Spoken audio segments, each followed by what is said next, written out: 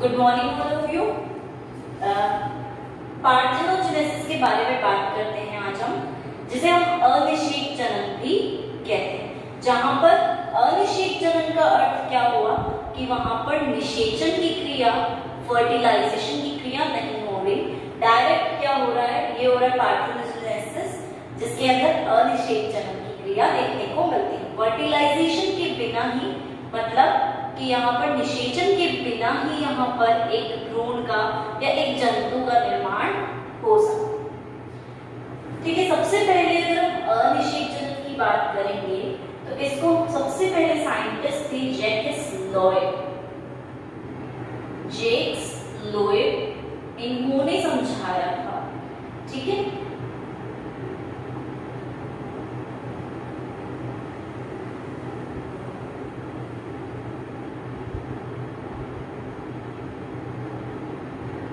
इन्होंने सबसे पहले इसको बताया और इन्होंने ये बोला कि जो अनिषेक जनन है वो क्या है, एक प्रकार से यहाँ पर जो फीमेल्स हैं, जो मादाएं हैं, उनका जन्म होता है, मादाएं बनती हैं, लेकिन किसके बिना?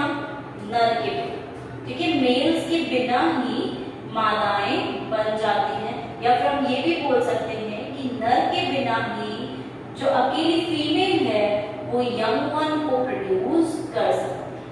ठीक है, जिसका मतलब हुआ कि नर की यहाँ आवश्यकता ही नहीं होती, अकेली फीमेल खुद भी एक यंग वन को प्रोड्यूस कर सकती है, एक ऑफस्प्रिंग को जन्म दे सकती है, रिप्रोडक्शन की क्रिया कर सकती है। ठीक है, इसलिए हम इसको मान के चलते हैं कि यहाँ पर सिर्फ एक पेरेंट जो है, सिर्फ एक पेरेंट जो है वो इन्वॉल्व है और वो ही आगे जाकर स्पीशीज को बढ़ा रहा है। ठीक है, तो जैक्स लॉयड ने ये बोला कि बिना नर के भी मादाएं, फीमेल्स यंग वन को बना सकती। दूसरे साइंटिस्ट हमारे आते हैं रिचर्ड होवर।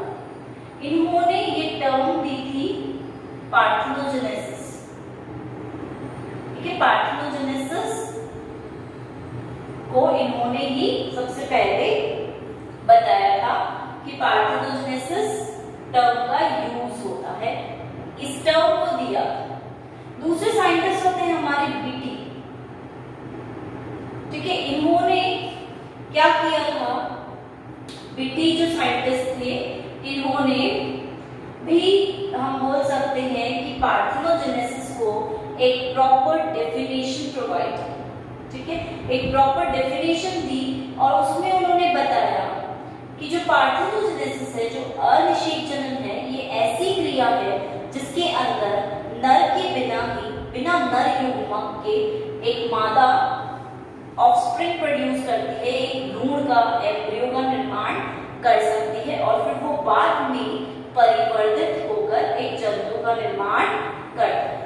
तो ये क्रिया इन्होंने बोला बीटी ने कि एक ऐसा प्रोसेस है जिसके अंदर बिना मेल गैमीट के, बिना मेल्स के ही फीमेल प्रोड्यूस करती है, रिप्रोडक्शन करती है और एम्ब्रियो को फॉर्म करती है। ठीक है, ये तीन साइंटिस्ट हैं जिन्होंने अलग अलग थ्योरीज दी और अलग अलग तरह से इसे एक्सप्लेन किया गया कि पार्थेनोजेनेसिस क्या होता है, किस प्रकार से होता है। जब हम एग्जाम्पल्स की बात करते हैं पार्थेनोजेनेसिस में, कि बहुत सारे जंतु हैं जिनके अंदर हमें पार्थेनोजेनेसिस देखने को मिलता है।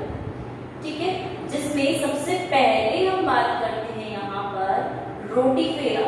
रोटिफर्स के अंदर निमर्शिना या निमर्टिना,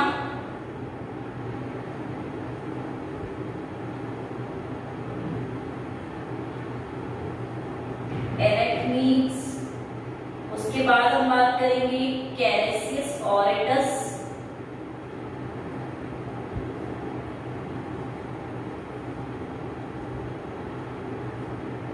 और बात करेंगे लास्ट में लिसर्टा सेक्सिफोला। ठीक है, ये अलग अलग प्रकार के जंतु हैं जिनके अंदर हमें पार्थेनोजेनेसिस की, अनिषेक जनन की क्रिया देखने को मिलती है और इसमें कुछ कीट जो होते हैं, इंसेक्ट्स जो होते हैं, वो भी आते हैं। रोटिफेरा है, निमर्टिना है, पुरुस्ट है, एरेक्निड्स हैं, कैटेगरी है, और लेसर्टा सेक्सिकोला एक प्रकार की लिजार्ड, ठीक है, जिसे छिपकली बोलते हैं, वो है एक प्रकार की।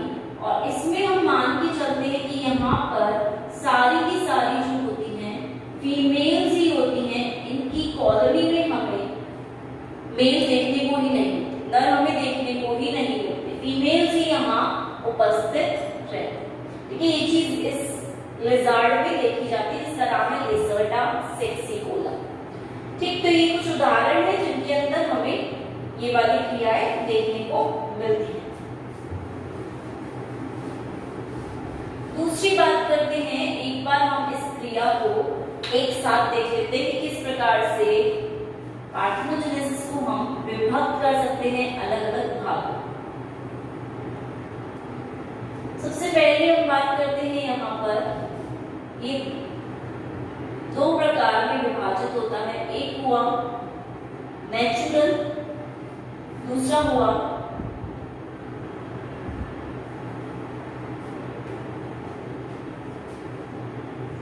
आर्टिफिशियल। ठीक है, और एक तीसरा प्रकार होता है जो कि स्पेशल टाइप में आता है, स्पेशल प्रकार है ये, और इसको हम बोलते हैं गाइनोजेनेसिस। ठीक है, इसको हम गाइनोजेनेसिस नाम। जब नेचुरल की बात करेंगे तो इसके दो भागों में इसे विभक्त किया जाता है, एक हुआ साइक्लिक, एक हुआ कंप्लीट। जब हम बात करते हैं नेचुरल में ही दूसरी कैटेगरी के बेसिस पर भी इसे डिवाइड किया जाता है, जिसमें एक होते हैं हैप्लॉइड, जिन्हें हम हेनोटोकस कहते हैं, और दूसरे होते हैं डिप्लॉइड, जिन्हें हम क्या कहते हैं, थैलाइटोकस। थैलीटोकस, हैप्लॉइड और डिप्लॉइड। ठीक, अब हम यहां मान के चलते हैं कि जो डिप्लॉइड है इनको हम अगेन दो भागों में विभक्त कर सकते हैं, जिनको हम बोलेंगे, पहले तो होंगे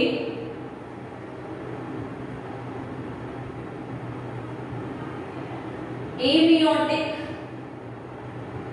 और दूसरे होंगे मियोटिक।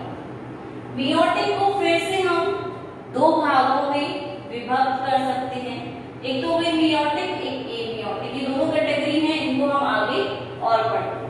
अब आर्टिफिशियल की अगर हम बात करते हैं तो आर्टिफिशियल में भी हमें तीन प्रकार देखने को मिलेंगे, फिजिकल, दूसरी कैटेगरी है केमिकल, और तीसरी है मैकेनिकल।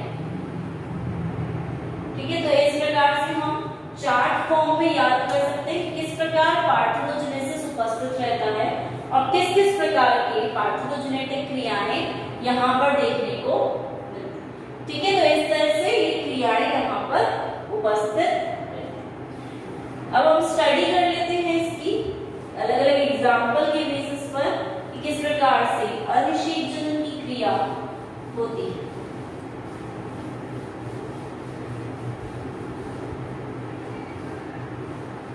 सबसे पहले हमने बोला कि इसे हम पहले भाग में जिसमें विभक्त करेंगे वो है नेचुरल पार्थेनोजेनेसिस। ठीक है, जिसको हम दूसरे नाम से जानते हैं प्राकृतिक अनिषेक जनन। ठीक है, जो प्रकृति में हो रहा है, एकदम नेचुरल कंडीशन में हो रहा है, तो उसको हम बोल रहे हैं नेचुरल पार्थेनोजेनेसिस, यानी कि प्राकृतिक अनिषेक जनन। एक चीज जो देखने को मिलती है कि इसके द्वारा जो जंतु का निर्माण होता है उसको हम बोलते हैं पार्थेनोट या पार्थेजीनोट। ठीक है, इनमें से कुछ भी हम बोल सकते हैं। इस क्रिया के द्वारा जिस जंतु का निर्माण होगा, जो ऑफस्प्रिंग बनेगा इस प्रोसेस के द्वारा, उसको हम पार्थेनोट या पार्थेनोजीनोट नाम दे सकते हैं। ठीक है, अब हम बात करें प्राकृतिक प्रकार की, तो इसमें हम बोलेंगे जो प्रकृति में हो रही है। ठीक ठीक है, जो ऑलमोस्ट हमें देखने को मिल रही है प्रकृति के अंदर, नेचुरल कंडीशंस के अंदर, उसको हम बोलेंगे नेचुरल प्रकार की पार्थेनोजेनेसिस। इसको हम दो भागों में विभक्त करते हैं। पहला भाग आता है हमारा साइक्लिक या चक्रीय प्रकार का अनिषेचन। ठीक है, इसमें हम बोल के चलेंगे कि यहाँ पर साइक्लिक है, मतलब इसको हम एक प्रकार से फैकल्टेटिव भी नाम दे सकते हैं, जिसका मतलब हुआ कि ये वैकल्पिक है एक प्रकार से, कि इनके अंदर हमें देखने को मिलता है कि ये एक बार सेक्सुअल रिप्रोडक्शन भी कर सकते हैं और एक बार पार्थेनोजेनेसिस भी कर सकते हैं। ठीक है, तो इस प्रकार से यहाँ क्रियाएं देखने को मिल सकती है, चक्र देखने को मिल सकता है, और वो चक्र बिल्कुल निरंतर नहीं है, बीच में सेक्सुअल रिप्रोडक्शन लैंगिक जनन जो होता है वो क्रिया भी देखने को मिल सकती है, और फिर वो साइक्लिक प्रोसेस के थ्रू आगे की तरफ चल रहे, एक के बाद एक क्रियांतर करके आगे की तरफ जंतुओं का निर्माण कर। तो जब हम इसकी साइक्लिक की बात करेंगे तो ये दो प्रकार से हो सकता है। एक तो यह इस प्रकार हो कि एक बार सेक्सुअल रिप्रोडक्शन, एक बार पार्थेनोजेनेसिस, एक बार लैंगिक जनन, फिर पार्थेनोजेनेसिस अभिषेक जनन। तो इस प्रकार से वो एक दो चक्रीय, और एक चक्रीय जो देखने को मिलता है वो ये है कि एक लैंगिक जनन के बाद 3 बार पार्थेनोजेनेसिस या अनिषेक जनन देखने को, फिर एक लैंगिक जनन आता है और फिर उसके बाद 3 बार अनिषेक जनन देखने को मिलता है। तो इस प्रकार से यहाँ क्रिया आगे की तरफ बढ़ती जाती है, इसलिए हम इसे फैकल्टेटिव बोल रहे हैं या वैकल्पिक प्रकार का हो, क्योंकि यहाँ पर विकल्प है उसके पास कि वो दूसरे वाले पे भी स्विच ओवर कर सकता है, दूसरे प्रकार की जनन क्रिया को भी यूज कर सकता है। और जब हम इसकी एग्जाम्पल की बात करते हैं तो इसकी एग्जाम्पल में आती हैं गॉल फ्लाइज, ठीक है, जिनमें चक्रीय प्रकार से पार्थेनोजेनेसिस की क्रिया देखी जाती है। दूसरी हम बात करते हैं यहाँ पर कंप्लीट पार्थेनोजेनेसिस, ठीक है, पूर्ण अनिषेक जनन।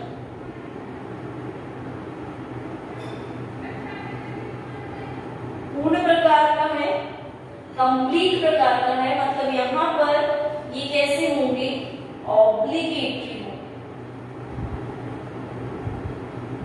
ठीक है, यहाँ पर कोई विकल्प नहीं है कि हम दूसरा मेथड या दूसरी क्रिया को भी इस्तेमाल कर सकते हैं, यूज में ले सकते हैं। ठीक है, इसलिए इसे हम कंप्लीट बोल रहे हैं या ऑब्लिगेटरी बोल रहे हैं, अवैकल्पिक है। ठीक है, अगर कोई ऑर्गेनिज्म बॉर्न होगा, किसी ऑर्गेनिज्म का, किसी जंतु का अगर जन्म होगा तो इसी के द्वारा होगा, वरना जन्म ही नहीं होगा, वरना वो ऑर्गेनिज्म फॉर्म ही नहीं होगा। तो इस प्रकार को हम बोलते हैं पूर्ण प्रकार का पार्थेनोजेनेसिस या ऑब्लिगेटरी अवैकल्पिक। वहां वैकल्पिक था, यहाँ पर इसके पास कोई विकल्प नहीं है, इसे इसी के ऊपर जीना है। तो इसमें हम बात करेंगे एग्जाम्पल्स की, तो गॉल फ्लाइज हो गए, मॉथ हो गए, ग्रास हॉपर हो जाते हैं, रोटिफर्स हो जाते हैं, अर्थवॉर्म्स आ जाते हैं, ठीक है, केंचुए जिन्हें हम बोलते हैं।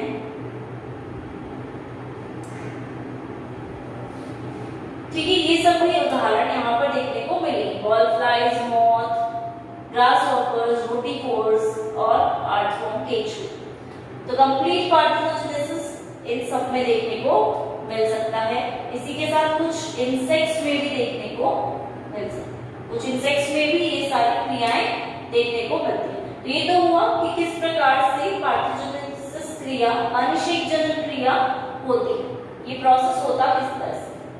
अब नेचुरल में ये दूसरे प्रकार से भी हम क्लासिफाई करते हैं, किसके आधार पर कि क्रोमोसोम्स अगुणित हैं या द्विगुणित हैं, उसके आधार पर हम वापस से इसे अलग कैटेगरी में क्लासिफाई करते हैं, जिसमें सबसे पहले हम बात करते हैं हैप्लोइड पार्थेनोजेनेसिस या फिर एरहेनोटोकस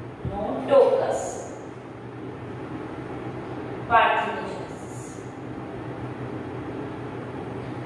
कुछ हम कैरेक्टर्स देखेंगे। अभी बात करते हैं इसकी एग्जाम्पल। एरेक्निड्स, रोटिफर्स,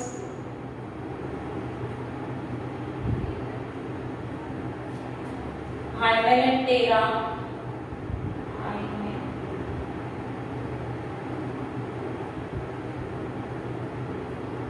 कोलियोप्टेरा,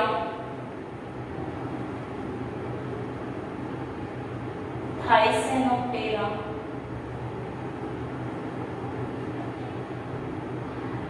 फिर हम बात करेंगे यहाँ पर कॉक्सीडिया,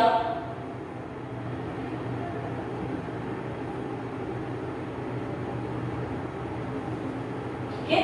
इस प्रकार यहाँ पर एग्जाम्पल देखने को मिले।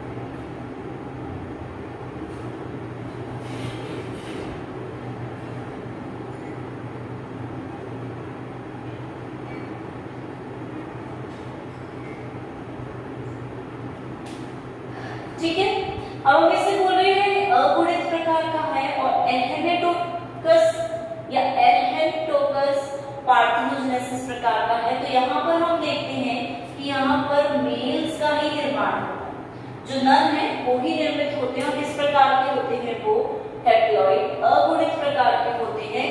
तो इनका क्रोमोसोम गुणसूत्र जो है वहां पर एक ही कॉपी गुणसूत्र की उपस्थित होगी, बाकी ज्यादा कॉपी क्रोमोसोम्स की उपस्थित नहीं है, ठीक है। जिसका मतलब हुआ कि अगर इस क्रिया के द्वारा नर बन रहे हैं तो उस क्रिया को बोलेंगे एहेनोटोकस, और अगुणित प्रकार के नर बन रहे हैं तो यही क्रिया यहाँ पर हो।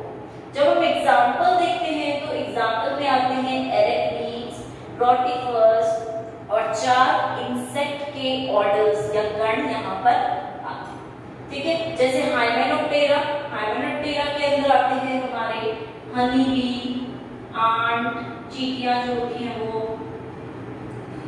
ठीक है। तिलचट्टा जो होता है वो यहाँ पर आए। कोलियोप्टेरा की बात करेंगे यहाँ पर बग्स वगैरह आते हैं। थिसेनोप्टेरा की बात करेंगे तो यहाँ पर थ्रिप्स वगैरह आते हैं, ठीक है। तो इस प्रकार से यहाँ और एक और ऑर्डर ये है कोक्कीडिया।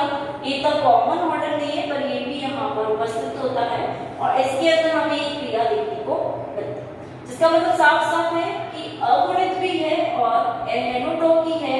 इसका मतलब मेल ही निर्मित होंगे और ये क्रोमोसोम एन प्रकार का, ठीक है। तो यहाँ पर क्या हो रहा है, डायरेक्ट मेल्स का निर्माण हो रहा है, नर ही यहाँ पर बन रहे हैं। दूसरी बात, एग्जाम्पल्स पे जब हम जाते हैं तो हम बात करते हैं हैप्रोबैक्टेरॉन की।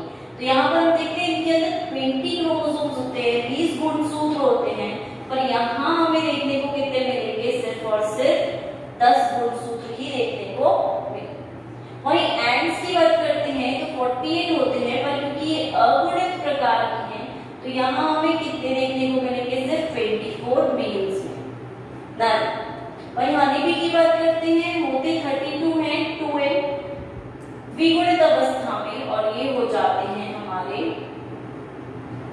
16 ही बचते हैं, ठीक है। अगर ये सिंगल क्रोमोसोम सेट है, ठीक है, एक ही क्रोमोसोम की कॉपी उपस्थित है और नर का निर्माण हो रहा है तो हम बोलेंगे एहेनोटोकस प्रकार का पार्थेनोजेनेसिस की क्रिया यहाँ पर। दूसरी कैटेगरी की बात करेंगे, दूसरे प्रकार की,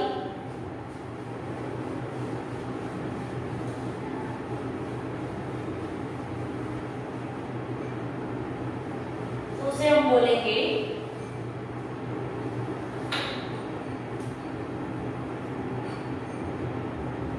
डिप्लॉइड प्रकार का, और उसमें द्विगुणित हो गया थैलाइटोकी, थैलाइटोकी पार्थेनोजेनेसिस।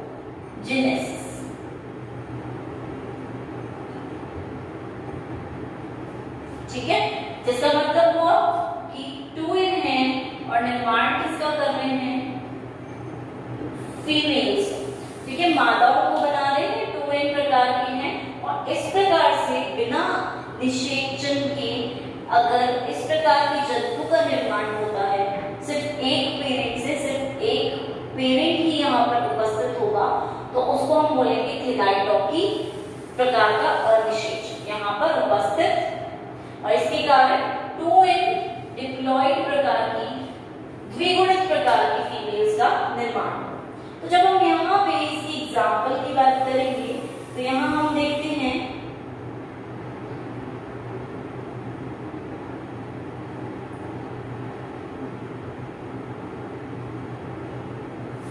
ट्राइकोनिस्कस, डेफनिया, ये सभी इनकी एग्जाम्पल्स होते, ठीक है, इनके उदाहरण होते हैं ट्राइकोनिस्कस, डेफनिया।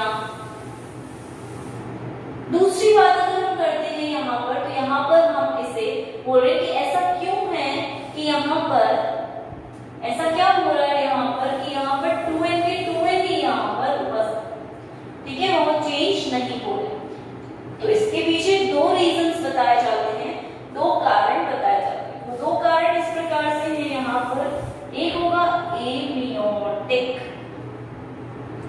जिसका मतलब क्या हुआ कि यहाँ पर मियोसिस की क्रिया होगी, और अगर मियोसिस की क्रिया नहीं होगी, ठीक है, अर्धसूत्री विभाजन ही नहीं होगा, तो क्या होगा कि जो 2n है, क्योंकि अर्धसूत्री विभाजन का कार्य क्या है, द्विगुणित से उसे अगुणित में बदलना, पर जब यही नहीं हो रही है क्रिया, तो ये चीज भी नहीं होगी, ये वाली प्रक्रिया भी नहीं होगी, ये प्रोसेस भी नहीं होगा कि डिप्लॉइड से वो उसे हैप्लॉइड में बदल सके।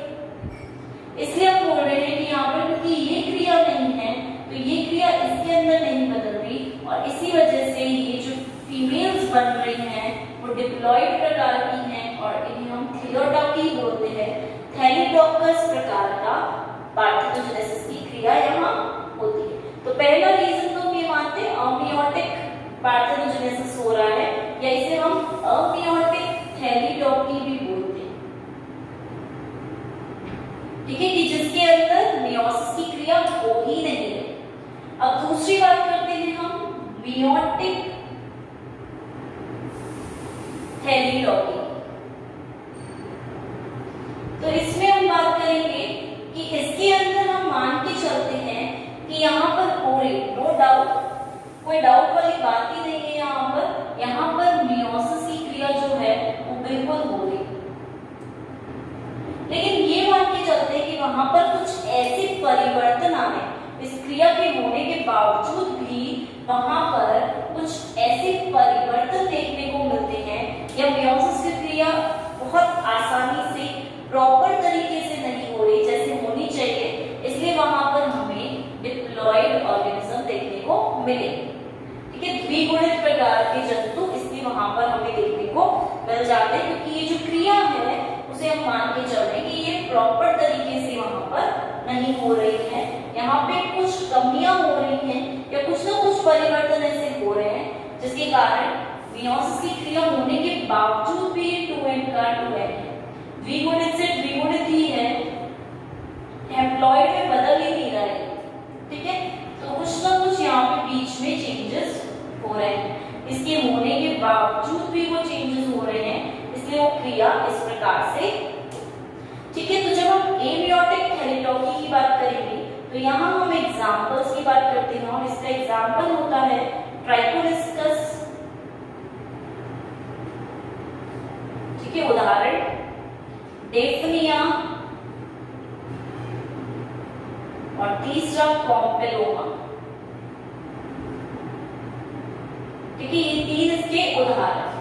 पर हम इसको मियोटिक प्रकार की थैलाइटोकी को हम दो भागों में विभक्त करते हैं, वो दो भाग हम देखते हैं कि ऐसा क्या हो रहा है वहां पर, ऐसी कौन सी क्रिया हो रही है कि जिसके कारण यहाँ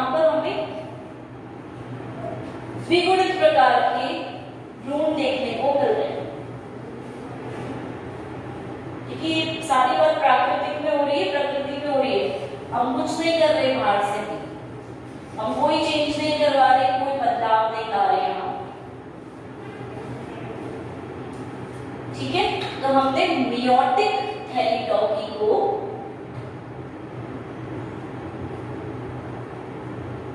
दो भागों में बताया कि क्यों ऐसा हुआ। ठीक है, दो भागों में बताने का मतलब है कि इसके पीछे के कारण को हम बता रहे हैं कि इसके पीछे क्या कारण है। तो पहला हम मान के चलते हैं रेस्टिट्यूशन, और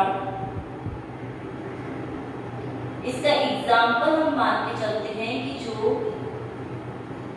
लेपिडोप्टेरन्स होते हैं, या जो लेपिडोप्टेरा ऑर्डर है, लेपिडोप्टेरा जो गण होता है उसके अंदर जैसे बटरफ्लाइज वगैरह जिसके अंदर आती हैं, ठीक है, उनमें हमें ये वाली क्रिया देखने को मिलती है, रेस्टिट्यूशन जिसे हम बोलते हैं। और दूसरी है ऑटो फर्टिलाइजेशन।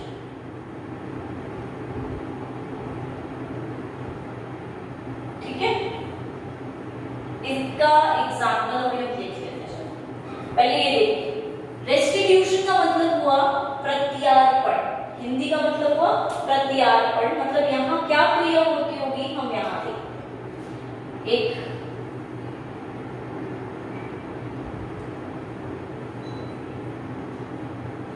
ठीक है, इसमें डेवलपमेंट हो रहा है यहाँ पर,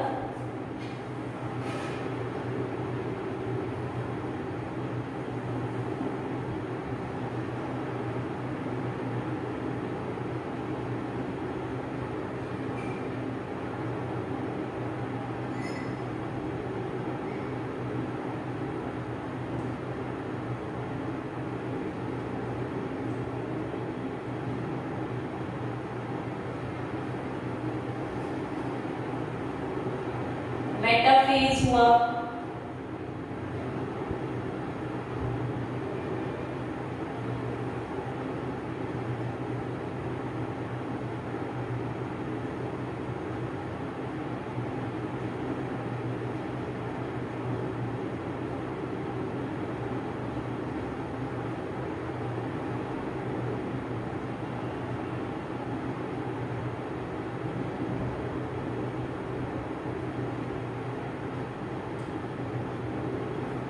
ठीक है, एनाफेज की क्रिया यहाँ देखने को मिली।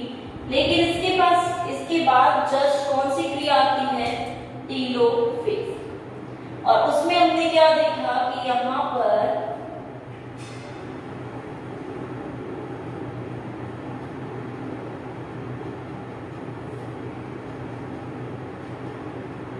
ये स्टेप बाय स्टेप देख रहे हैं हम किस प्रकार से हो।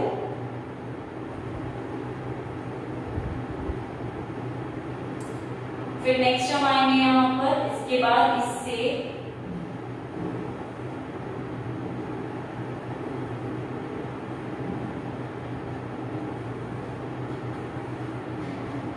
दो कोशिकाएं और बन जाती। तो ये तो बात थी मियोसिस प्रथम की, फर्स्ट की, और ये बाद वाली बात है मियोसिस सेकेंड, जिसमें हमने क्या देखा कि अर्धसूत्री विभाजन प्रथम में कैसे थे, ये 2n प्रकार के थे। ठीक है, और ये भी लास्ट में 2n प्रकार के ही रहते। और यहाँ पर भी ये जो दो कोशिकाएं बन रही है वो द्विगुणित प्रकार की ही बनती है। जिसका मतलब क्या हुआ, यहाँ पर हम क्या देख रहे हैं कि मियोसिस फर्स्ट में साइटोकाइनेसिस की क्रिया ही नहीं है। ठीक है, कोशिका द्रव्य में जो विभाजन होता है टीलोफेज अवस्था में, ये वाली क्रिया हुई नहीं। तो यहाँ पर टीलोफेज तक आते आते एक कोशिका दो में परिवर्तित नहीं। ठीक है, होना चाहिए था इसको, एक कोशिका को दो में बनना चाहिए था, पर क्योंकि साइटोकाइनेसिस की क्रिया नहीं हो पाई, जो कोशिका द्रव्य है वो विभाजित नहीं हो पाया तो अलग अलग भागों में, तो उसी के कारण यहाँ पर हमें क्या देखने को मिला कि यहाँ पर विभाजन ही नहीं हुआ। और विभाजन नहीं हुआ अगर यहाँ पर, तो यहाँ हमें देखने को मिलता है कि ये सेपरेट नहीं हुए, तो ये नेक्स्ट स्टेज में गए, जो मियोसिस सेकंड में गए, वो समसूत्री विभाजन की तरह। ठीक है, यहाँ पर गुणसूत्र का नंबर कम ही नहीं हो पाया, आधा हो ही नहीं पाया, तो ये 2n ही रह गए, द्विगुणित ही रह गए, और वही द्विगुणित आगे बढ़कर आगे दूसरे द्विगुणित कोशिकाओं को बना, ठीक है, क्योंकि मियोसिस सेकंड तो कैसा है, समसूत्री विभाजन जैसा है, और वहां पर गुणसूत्र जैसे होते हैं वैसे के वैसे रहते हैं। तो यहाँ पर इसलिए हमें डिप्लॉइड देखने को मिले, ठीक है, इसलिए हमने बोला था कि डिप्लॉइड प्रकार की या फिर थैलाइटोपी प्रकार की क्रिया हमें देखने को मिलती है, जिसको हमने दो भागों में डिवाइड किया था, एक एमियोटिक जिसमें मियोसिस ही नहीं हो रही थी, और दूसरी मियोटिक। मियोटिक में भाई डबल बन रही है, तो क्यों बन रही है, मियोसिस होने के बाद भी क्यों डबल बन रही है, क्योंकि यहाँ पे प्रत्यार्पण क्रिया आई, साइटोकाइनेसिस ही नहीं हो पाया, तो जिसके कारण क्या हुआ कि जो कोशिका बनी वो अद्विगुणित प्रकार की बनी। अब बननी कैसी चाहिए थी, यहाँ पे एक कोशिका से 4 कोशिकाएं बननी चाहिए थी, पर क्योंकि यहाँ डिविजन ही नहीं हो पाया, तो यहाँ पर 2 ही कोशिकाएं बनी, और वो दोनों कोशिकाएं किस प्रकार की हैं, डिप्लॉइड प्रकार की हैं, ठीक है। 1 से 4 कोशिकाएं बनती, सेल्स बनते, लेकिन यहाँ पर 2 ही सेल्स का निर्माण हुआ है, 2 ही सेल्स फॉर्म हुए हैं, और इसीलिए हम यहाँ कह के चलते हैं, मान के चलते हैं कि यहाँ पर 2 ही सेल्स बनते हैं जो कि द्विगुणित प्रकार के होते हैं, डिप्लॉइड टाइप।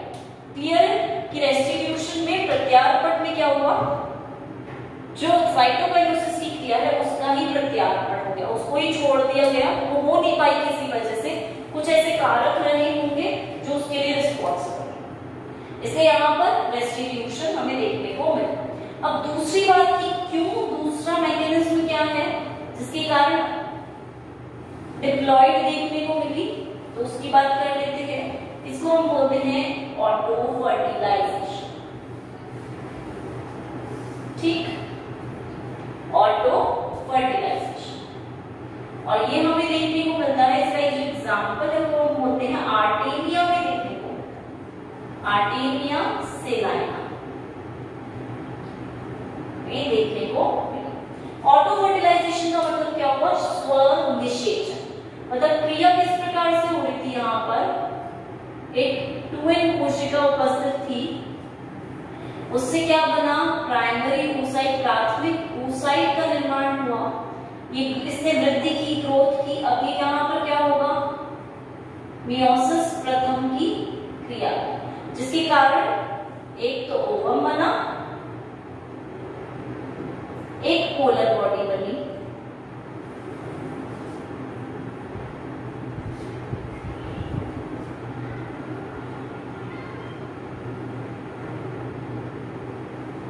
ठीक है। अब मियोसिस सेकंड की क्रिया आएगी यहाँ पर,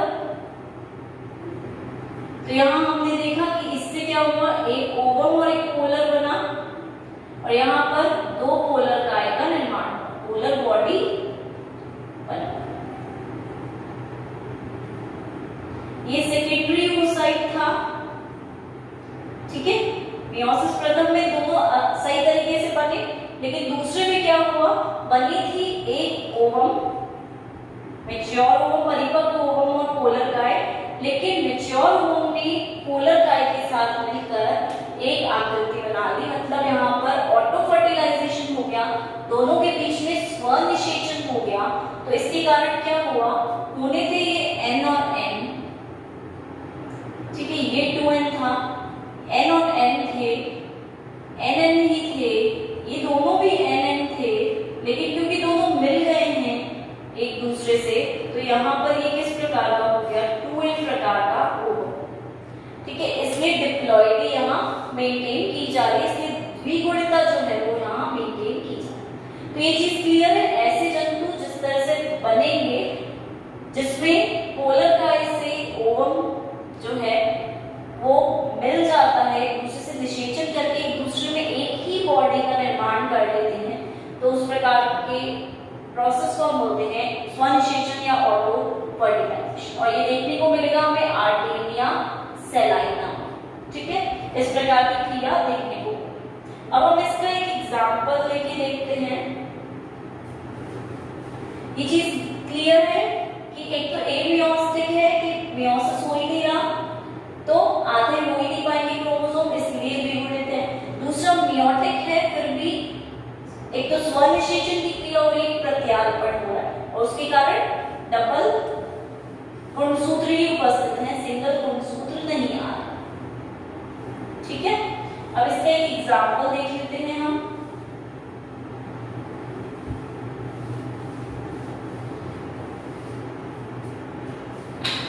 किसके अंदर देखेंगे ये भी बात करते हैं।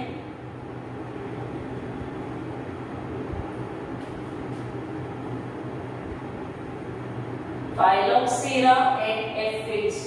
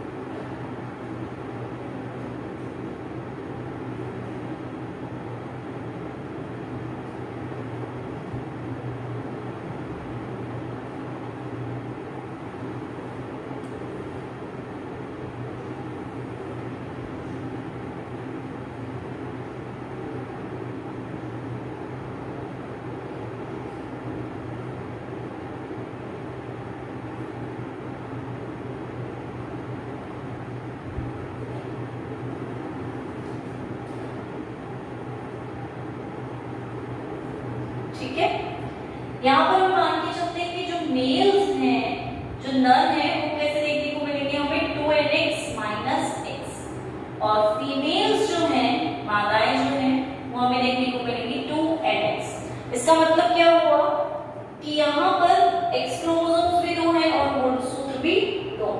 वही यहाँ पर अगर हम बात करते हैं तो x क्रोमोसोम सिंगल है क्योंकि एक यहाँ से माइनस हो गया, 2x माइनस x का मतलब हुआ 1x, मतलब उसकी जगह दूसरा y होगा और 2n क्रोमोसोम्स। ठीक है, इस प्रकार हम मान के चलते हैं कि ये दो प्रकार के जंतु अलग अलग क्रोमोसोम्स रखते हैं। तो हम बात करें फाइलोक्सेरा और एफिड्स। यहाँ हम देख रहे हैं 2nx से 2nx ही बन रहा है, जिसका मतलब हुआ कि ऑटम सीजन में पार्थिनोजेनेसिस हो सकता है, यहाँ देखने को मिलता हो।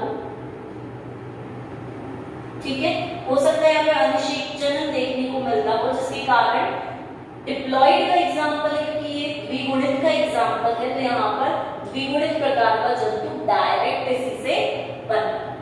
ठीक है, इसका मतलब फीमेल का निर्माण हो रहा है, हम बोल सकते हैं। वही अगर हम बात करते हैं विंटर सीजन की, तो वहां पर क्या होता है, अलग अलग में ये विभाजित हो जाते हैं। ये मेल्स है सपोज, या बोलिए ये फीमेल्स है, ये मेल्स। ठीक है, ये दोनों अलग अलग हो जाते हैं। और जब विंटर सीजन आएगा, जब सर्दियां शुरू होंगी, उस सीजन में क्या होगा, फिर ये युग्मक बनाएंगे, गैमीट्स का निर्माण करेंगे, जिन्हें हम एग या स्पर्म के नाम से जानते हैं। और जब ये दोनों आपस में मिलेंगे तो वापस से किसका निर्माण हो जाएगा, युग्मनज या जाइगोट का निर्माण हो जाएगा, और वो वापस से 2nx हो जाएगा, मतलब वो वापस से रिस्टोर कर लेगा, दोनों मिलकर एक युग्मनज को बनाएंगे। तो इस तरह की क्रिया यहाँ देखने को मिल रही है यहाँ पर, जहाँ पे बन कैसे रहे, द्विगुणित प्रकार की ही बन रहे। ठीक है, पार्थिनोजेनेसिस के बाद ठीक है, तो हम इसे थैलाइडॉकी का एग्जांपल बोल सकते हैं, थैलाइडॉकी का उदाहरण है। ठीक है, और यहाँ पर हम बात करेंगे ये सेक्सुअल रिप्रोडक्शन हो रहा है, जहाँ पर रिडक्शन हो रहा है, अलग अलग प्रकार के युग्मक बन रहे हैं और वापस फिर युग्मज का जाइगोट का निर्माण हो रहा है, गैमीट्स अलग अलग बन के वापस से जाइगोट बन रहा है। ठीक है, तो ये बात हुई हमारी किसकी बात की है हमने, डिप्लॉइड प्रकार। तो यहाँ पर नेचुरल जो प्राकृतिक अनिषेक जनन है यहाँ पर खत्म हो जाता है, जिसको हमने पहले तो चक्रीय और पूर्ण के रूप में डिवाइड किया था, साइक्लिक और कंप्लीट। दूसरे में हमने हैप्लॉइड और डिप्लॉइड, अगुणित और द्विगुणित में अगुणित हमेशा मेल्स होंगे जिन्हें हेरेनोटोकस बोलते हैं, द्विगुणित हमेशा फीमेल्स होंगी जिन्हें हम बोलते हैं थैलाइडोकस। ठीक है, थैलाइडोकी को हमने दो में विभक्त किया था, एक एमियोटिक थे जिसके अंदर मियोसिस नहीं हो रहा इसलिए वो डिप्लॉइड है, द्विगुणित। वहीं मियोटिक थैलाइडोकी थी जिसके अंदर मियोसिस हो रहा है, मियोसिस की क्रिया हो रही है, फिर भी वो द्विगुणित है, डिप्लॉइड प्रकार की। क्यों है? दो क्रियाएं हैं, एक तो स्वनिषेचन की दोनों आपस में मिल रहे हैं, पोलर गाय और ओवम, ठीक है, एक दूसरे से निषेचन कर रहे हैं, ऑटो फर्टिलाइजेशन। दूसरा, इसलिए भी 2 एंड हो गए। दूसरी बात हम बात करेंगे रेस्टिट्यूशन की या प्रत्यारोपण की, कि वहां पर साइटोकाइनेसिस की क्रिया रुक गई जिसके कारण वो विभक्त नहीं हो पाए, अलग अलग डिवाइड नहीं हो पाए, और फिर इसलिए एक सेल से सिर्फ 2 सेल का ही निर्माण हुआ। एक स्पर्मेटोसाइट का हम बोल सकते हैं, एक प्राइमरी प्राथमिक oocyte से 2 ही कोशिकाएं। ठीक है, तो इस प्रकार से वहां हम खत्म। अब दूसरे की बात करेंगे हम, जिसे हम बोलते हैं आर्टिफिशियल प्रकार का पार्थेनोजेनेसिस।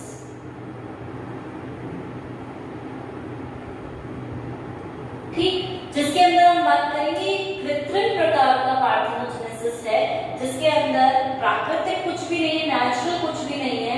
यहाँ पर सारी क्रियाएं किस प्रकार से हो रही हैं, कैसे हो रही है सारी क्रिया? आर्टिफिशियल प्रकार से हो रही। और आर्टिफिशियल प्रकार का मतलब हुआ कि हम लेबोरेटरी में करवा रहे हैं, हम कुछ उत्तेजित कर रहे हैं, हम कुछ करवा रहे हैं क्रियाएं, तब जाके वहां पर निषेचन प्राकृतिक नहीं है, हमारे द्वारा करवाया जा रहा है, इसलिए हम आर्टिफिशियल पार्थेनोजेनेसिस कहेंगे, कृत्रिम प्रकार का अनिषेचन। अब जब हम इसकी बात करते हैं तो कुछ साइंटिस्ट ने देखा, बहुत सारे एक्सपेरिमेंट्स किए और चीजों को ऑब्जर्व, जिसमें एक देखा गया कि तापमान जस्ट टेम्परेचर बढ़ाने से भी या घटाने से भी अनिषेक जनन जो है, पार्थेनोजेनेसिस जो है, बढ़ जाता है। ये क्रिया ज्यादा देखने को मिल सकती है। वहीं अगर हम जल के जो जीव होंगे उनमें अगर हम सॉल्ट की कंसंट्रेशन, लवण की कंसंट्रेशन बढ़ा देंगे तो भी हमें पार्थेनोजेनेसिस देखने को मिलेगा, अनिषेक जनन देखने को। वहीं अगर हम बात करते हैं, हम अगर प्रकाश, लाइट की कंसंट्रेशन, प्रकाश को बढ़ा देते हैं तो भी हमें पार्थेनोजेनेसिस देखने को मिल सकता है। ठीक है, वहीं अगर हम देखें कि हीट को अगर हम बढ़ा दें, ऊष्मा को बढ़ा दें, तो भी हमें पार्थेनोजेनेसिस देखने को मिल सकता है। ठीक, एक और जो एक्सपेरिमेंट किया गया था, साइंटिस्ट ने क्या किया कि अंडे को रब किया अपने हाथ से, बिल्कुल हीट प्रदान की, ठीक है, हीट प्रोवाइड की उस अंडे को हाथ से रब कर, और उसके बाद उसे कहाँ डाल दिया गया,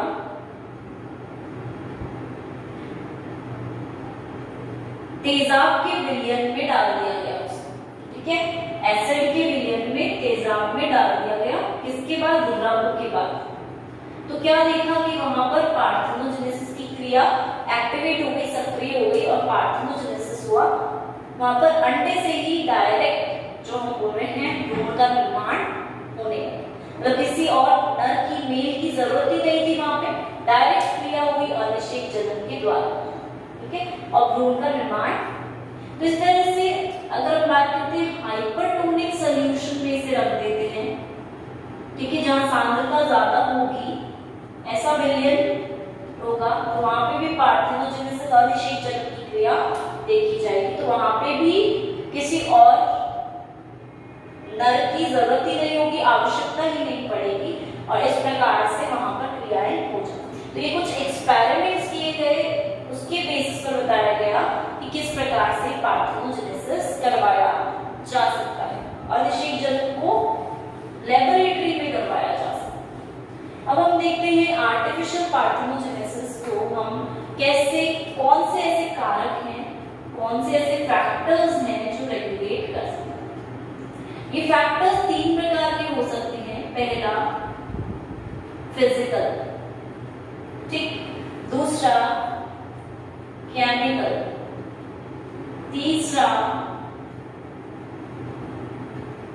मैकेनिकल। ठीक है, 3 प्रकार के कारक यहाँ पर हो सकते हैं, फिजिकल, केमिकल एंड मैकेनिकल। अगर फिजिकल की बात करें तो ये क्या होंगे, किस प्रकार के कारक होंगे, एक प्रकार से भौतिक प्रकार के कारक होंगे जो यहाँ पर हमें देखने को मिले।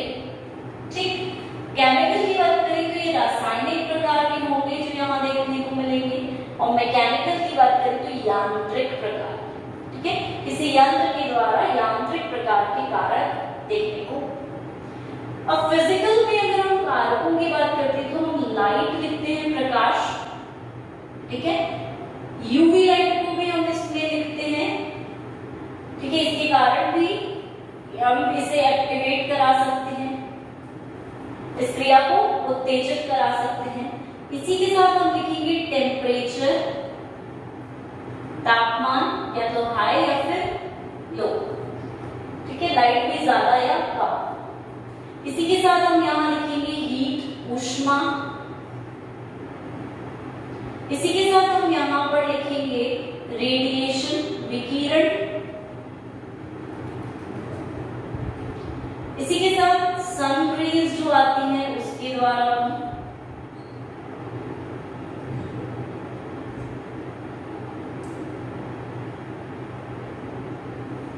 तो ये सारे जो भी होंगे ये किसमें आएंगे, भौतिक कारक। दूसरी बात करेंगे हम केमिकल की या रासायनिक कारक की। इन्हें हम अलग अलग भागों में विभक्त कर देते हैं कई बार, जिसे हम बोलते हैं न्यूट्रल सॉल्ट्स, उदासीन लवण, ठीक है। दूसरा हम बोलते हैं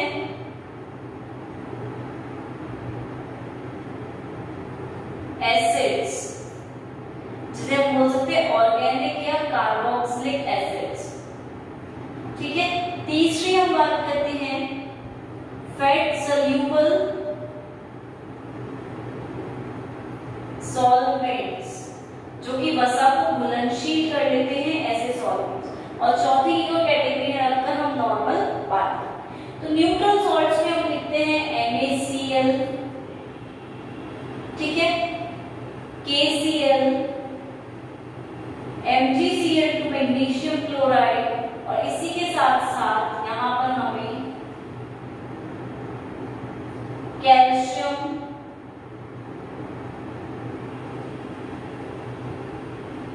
मैंगनीज, इनके क्लोराइड्स जो होंगे, क्योंकि न्यूट्रल सॉल्ट है, उदासीन प्रकार का है, तो इनके क्लोराइड्स भी हम मान सकते हैं।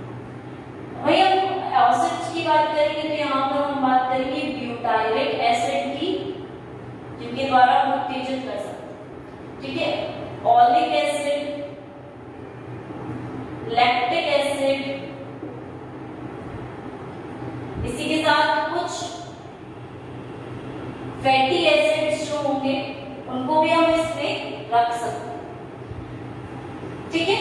तीसरी हम बात करेंगे फैट सोल्यूबल सॉल्वेंट्स की, तो यहां पर हमारे आ सकते हैं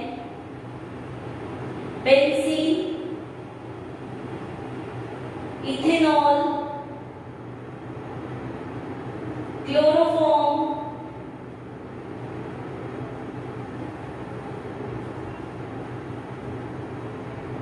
एल्कोहल, एसीटोन, ये सारे पदार्थ इसमें आ सकते हैं, जो कि वसा को घुलनशील करते, लिपिड को, जो ऑयल होता है उसको घुलनशील अवस्था में ले आते। दूसरी हम बात करेंगे फिर वापस से अलग से कैटेगरी, जिसमें क्लोरोफॉर्म को हम देख सकते हैं स्टीरोल को हम रख सकते हैं।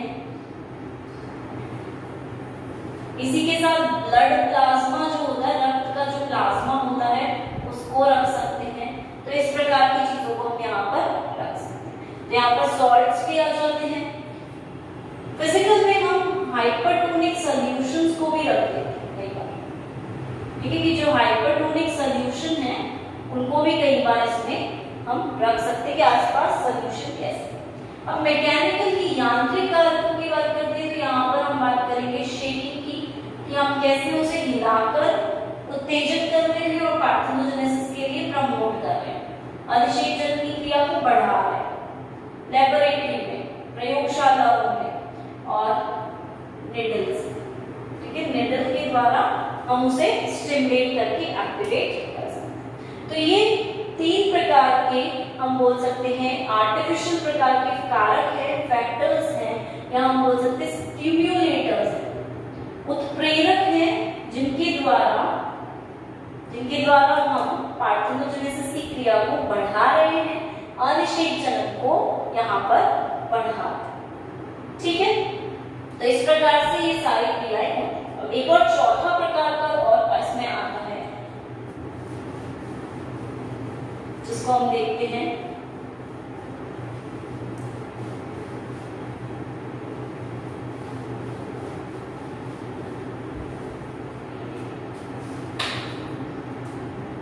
चौथा प्रकार का कारक आता है गाइनोजीनोट, जिसे हम एक प्रकार से स्पेशल टाइप भी बोलते हैं कि एकदम स्पेशल टाइप है ये अनिषेकजनन का, इसलिए हम इसको गाइनोजीनोट नाम देते हैं। या फिर इसको हम ऐसे भी ले सकते हैं entry of sperm into ovum, ठीक है, कि जो शुक्राणु है उसको ओवम के अंदर प्रवेश करवाकर हम पार्थेनोजेनेसिस करवाते हैं। इसका एग्जांपल एक बहुत इंटरेस्टिंग सा हम लेते हैं कि जैसे हमने बोला कि ये एकिनोडर्मिटा का मेंबर है, ठीक है, ओवम किसका है, एकिनोडर्मिटा, और जो शुक्राणु है वो किसका है, जो एक है वो तो इसका हो गया, स्पर्म जो है वो किसका हुआ, एनेलिडा, ठीक है, एनेलिडा के किसी मेंबर का है। तो इसके स्पर्म को, इसके शुक्राणु को हम इसके अंदर प्रवेश करवाते हैं, इस क्रिया को हम बोलते हैं गाइनोजीन। इसका मतलब हुआ कि अलग अलग जातियों के युग्मकों को हम एक दूसरे के पास लाते हैं, उसके अंदर प्रवेश कराते हैं, और प्रवेश करने के बाद भी क्या होगा, इसका न्यूक्लियस इसके साथ फ्यूज नहीं करेगा, जिसका मतलब हुआ कि एम्फीमिक्सिस की जो क्रिया है वो यहाँ पर होगी ही।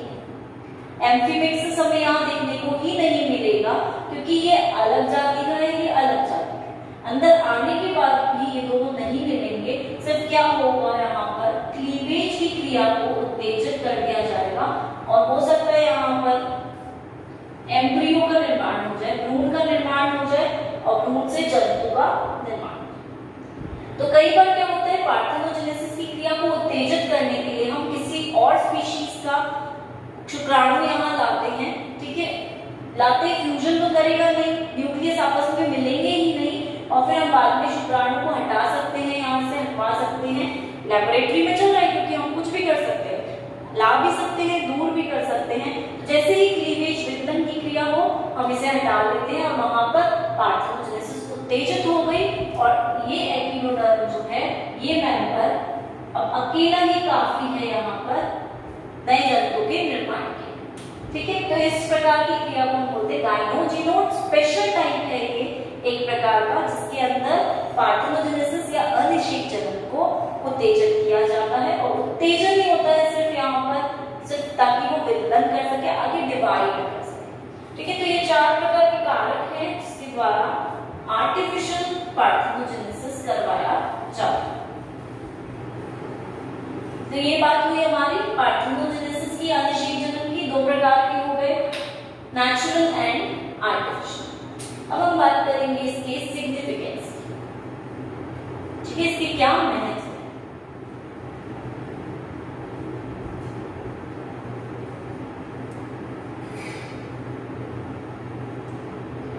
जब भी महत्व की बात करेंगे हम, तो महत्व में हम एडवांटेजेस भी रखते हैं और डिसएडवांटेजेस भी रखते हैं। ठीक है, कि ये क्या फायदे हैं इसके और इसके क्या नुकसान है, क्योंकि हर चीज के फायदे नुकसान, प्रॉस और कॉन्स दोनों। ठीक है, तो इस तरह से हम दोनों चीजों को रखेंगे। अब जब हम एडवांटेजेस की बात करते हैं तो हम यहाँ देख लेते हैं क्या क्या एडवांटेजेस हैं इनके।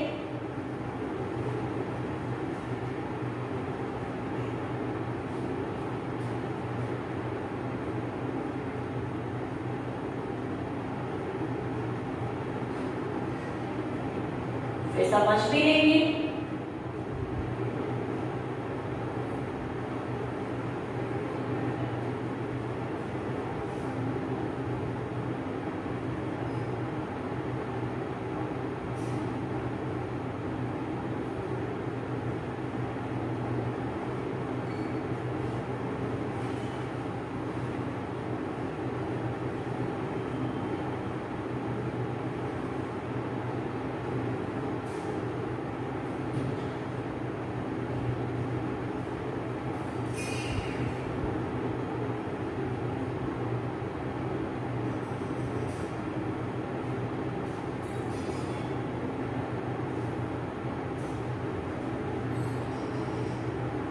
एक चीज ये देखने को मिलती है कि इसके फायदे ज्यादा हैं, नुकसान कम है। लेकिन नुकसान जो है वो बहुत बुरे हैं, तो वो कम भले ही हो लेकिन वो स्पीशीज को खत्म भी कर सकते हैं।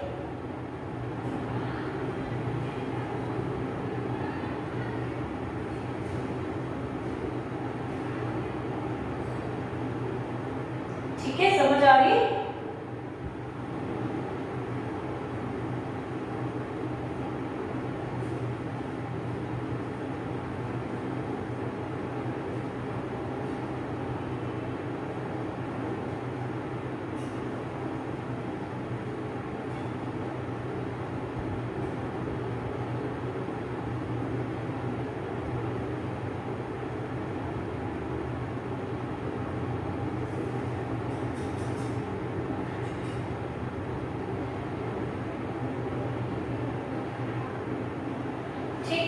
अब दूसरी बात करेंगे डिसएडवांटेजेस की।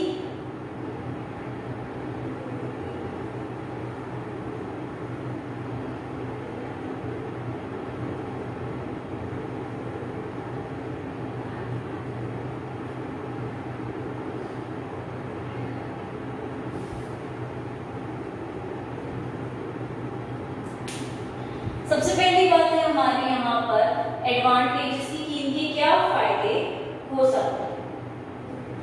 ठीक है, तो एक चीज जो यहाँ देखने को मिलती है वो हम बोलेंगे सबसे पहले रिप्रोडक्शन, जिसका मतलब हुआ कि जो पार्थेनोजेनेसिस है वो एक मोड है रिप्रोडक्शन। ठीक है, प्रजनन का एक तरीका है बहुत से जीवों में, क्योंकि बहुत से जीव सिर्फ इसके ऊपर पूर्ण रूप से आश्रित है। हमने बोला कंप्लीट पार्थेनोजेनेसिस, मतलब पूरी तरीके से इसी के ऊपर डिपेंड कर रहे हैं अपनी संतति को बढ़ाने के लिए, अपनी जातियों को बढ़ाने के लिए। ठीक है, तो एक प्रोडक्शन, एक मेथड, एक प्रक्रिया हो गई यहाँ पर जनन की, रिप्रोडक्शन। ठीक है, दूसरी बात करते हैं इंक्रीज इन ब्रीडिंग, जिसका मतलब क्या हुआ यहाँ पर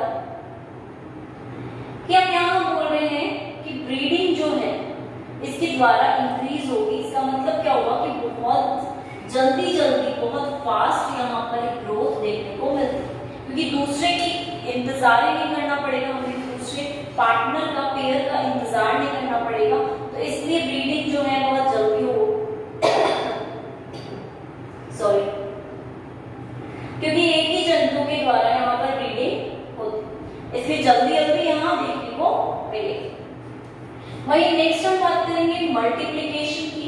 तो यहाँ पर गुणन जो विधि है उसको बढ़ाया जाता है। ठीक है, मल्टीप्लिकेशन जो है बहुत जल्दी होगा, क्योंकि किसी का वेट नहीं करना, न शुक्राणु का इंतजार करना है कि वो आके क्लीवेज करवाए। हमने बोला तारक केंद्र आके विदलन क्रिया को प्रेरित करता है, तो वहां पर वेट नहीं है कुछ भी, डायरेक्ट मल्टीप्लिकेशन है, तो जल्दी वो आगे। ठीक है, और ऐसे जंतुओं का मान के चलते हैं कि जो लाइफ साइकिल है, जीवन काल जो होता है वो भी छोटा होता है, इसलिए मल्टीप्लिकेशन जल्दी जल्दी वहां। वही बात करेंगे फोर्थ पॉइंट की रिमूवल ऑफ हार्मफुल कैरेक्टर्स। इसके द्वारा क्या होगा, जो हार्मफुल कैरेक्टर्स हैं जो यूज के नहीं है वो धीरे धीरे रिमूव हो जाएंगे। ठीक है, आगे पास ऑन ही नहीं होंगे नेक्स्ट जनरेशन में इस क्रिया के द्वारा। रिमूवल ऑफ वेरिएशन, वैरायटी देखने को नहीं मिलेगी। ठीक है, वैरायटी नहीं क्यों देखने को मिलेगी, क्योंकि एक ही पेरेंट है और उसके जैसे ही ऑफस्प्रिंग होंगे, तो पेरेंट जैसे ही उसके बच्चे हैं बिल्कुल सेम है, कोई चेंज नहीं है, ना जीन में परिवर्तन है, क्योंकि कोई और आ ही नहीं रहा, वो अकेला खुद ही बना रहा है, तो इसलिए वहां पर कोई वेरिएशन नहीं है, कोई डिफरेंस नहीं है, वहां पर सेम पेरेंट होंगे, एग्जैक्ट उन्हीं के जैसे सेम उनके ऑफस्प्रिंग्स होंगे बच्चे। इस चीज को समझ में आ रहा है कि हार्मफुल कैरेक्टर्स रिमूव कैसे हो रहे हैं। जैसे हमने बोला कि पेरेंट है, पेरेंट में अगर हार्मफुल कैरेक्टर है सपोज, ठीक है, वही ऑफस्प्रिंग में आ गया सपोज, ठीक है, होगा तो सही, नहीं कभी तो आया हुआ होगा, और वो ऑफस्प्रिंग में आ गया तो वो हार्मफुल है, क्योंकि इनके लिए हार्मफुल है। तो ऐसे ऑफस्प्रिंग्स क्या वहां उस कंडीशन में, ऐसे वातावरण में क्या सरवाइव कर पाएंगे, अपने आप को रख पाएंगे जीवित ऐसे वातावरण, इसलिए क्या होगा, इनकी डेथ हो जाएगी, और इनकी डेथ होते ही वो वाले कैरेक्टर्स वहां से खत्म हो। तो इस तरह से रिमूवल हो रहा है harmful characters. Addition of advantages characters, या फिर नेक्स्ट जनरेशन में जो एडवांटेजेस कैरेक्टर्स है, जो जरूरी कैरेक्टर्स हैं, लक्षण है, वो नेक्स्ट जनरेशन में पास ऑन होते हैं इसके द्वारा। नेक्स्ट हम बात करते हैं हाइब्रिडाइजेशन। तो हाइब्रिडाइजेशन में हम मान के चलते हैं कि यहाँ पर जब हाइब्रिड बनते हैं, ठीक है, जैसे हमने बोला म्यूल बनाया हमने, हॉर्स और डंकी को लेकर खच्चर बनाया, तो वहां पर क्या वो आगे जाके रिप्रोडक्शन कर सकता है, वो स्टेराइल होता है, ठीक है, वो प्रजनन ही नहीं कर सकता। तो उस कंडीशन में क्या होगा, इनके अंदर हाइब्रिड्स जो होंगे, जो हाइब्रिड बनते हैं, उनके अंदर भी हम इस क्रिया के द्वारा रिप्रोडक्शन करवा सकते हैं। ठीक है, हो सकता है गाइनोजेनेसिस जो हमने पढ़ा था अभी अभी स्पेशल प्रकार का, ये उत्तेजित कर रहे हैं हम सिर्फ शुक्राणु को लाकर, ताकि विदलन हो सके, आगे नया जंतु बन सके। तो उस हाइब्रिड के अंदर भी फिर हमें एक होप मिल जाता है कि हाँ, हो सकता है ये हाइब्रिड भी आगे जाकर किसी और को बना सकता है। ठीक है, क्योंकि होते वो स्टेराइल है, अब मान के चलते रिप्रोडक्शन होगा ही, लेकिन यहाँ पर एक चांस है कि इसके द्वारा हो सकता है आगे के अपने जंतुओं को बढ़ा सके। क्रोमोसोमल सेक्स डिटर्मिनेशन का मतलब हुआ कि ये क्रोमोसोम के बेसिस पर सेक्स को डिटरमाइन भी यहाँ पर करते हैं। जैसे हमने देखा कि एन है, ठीक है, अगुणित प्रकार के क्रोमोसोम्स हैं, तो ये मेल्स होंगे।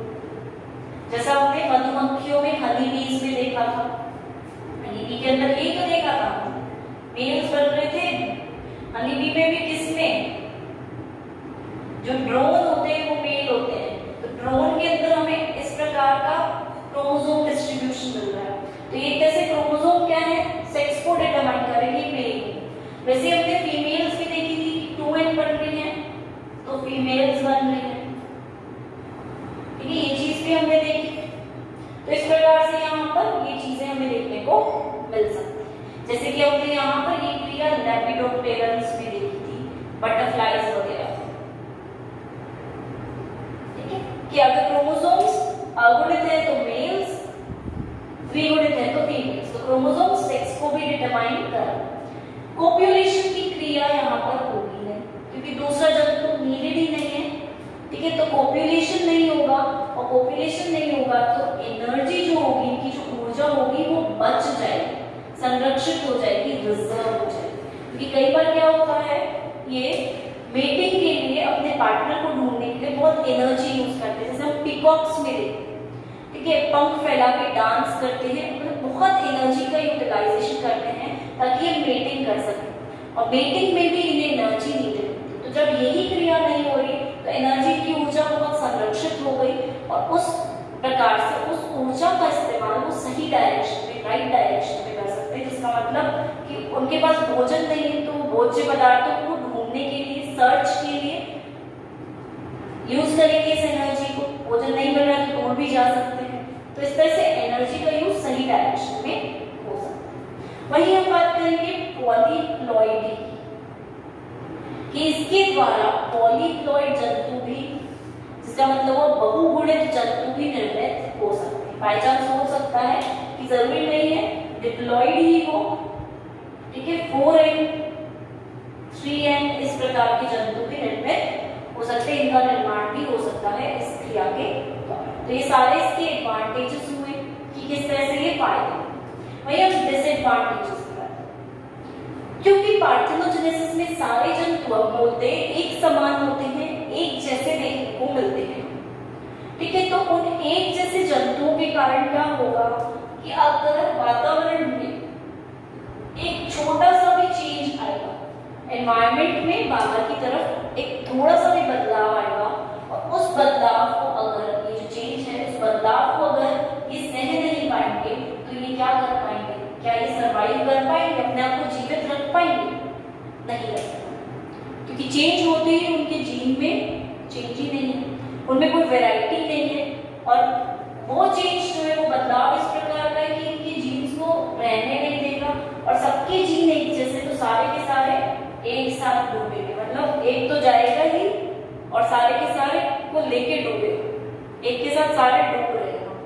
तो यही होगा वहां पर, क्योंकि वहां में चेंज नहीं है, सारे एक समान हैं, सबके अंदर सेम अमाउंट ऑफ जीन है, जीन लेवल सेम है, सारे एक जैसे, चाहे पेरेंट्स की बात करें, चाहे उनके ऑफस्प्रिंग्स की, चाहे उनके ऑफस्प्रिंग्स की बात करें, तो सारे जब सेम हो जाते हैं तो सर्वाइवल के चांस जो होते हैं, जीवित रहने के जो चांस है वो कम होते हैं, ठीक है। दूसरी बात, इनके अंदर एडेप्टेशन ही नहीं, अनुकूलन की क्रियाएं नहीं, ये अपने आप को चेंज नहीं कर सकते। ऐसा नहीं है कि इनमें म्यूटेशन होकर ये अपने आप को चेंज कर पा रहे, ठीक है, और म्यूटेशन होता भी तो कितना टाइम लगता है, बहुत टाइम लग जाता है म्यूटेशन। तो यहाँ इनके अंदर अनुकूलन नहीं है, तो अगर एनवायरनमेंट में बदलाव आते ही अनुकूलित ही नहीं हो पाएंगे, उसमें सरवाइव नहीं कर पाएंगे, और इनका जो है डिक्लाइन हो जाएगा। तो हो सकता है पूरी पूरी स्पीशीज को भी खत्म, स्पीशीज लॉस भी देखने को मिल सकता है। इसलिए हम बोलते हैं कि बहुत सारे जंतु ऐसे जो सिर्फ इस पर आश्रित नहीं है, सेक्सुअल रिप्रोडक्शन भी साइक्लिक तरीके से, चक्रीय प्रकार से करते रहते हैं, ठीक है। तो ये बात हुई हमारी पार्थेनोजेनेसिस की, या फिर इसे हम बोल सकते हैं कि ये अनिषेक जनन की क्रिया है एक प्रकार से, जहां पर हमें इस तरह की प्रक्रियाएं देखने को मिलती है।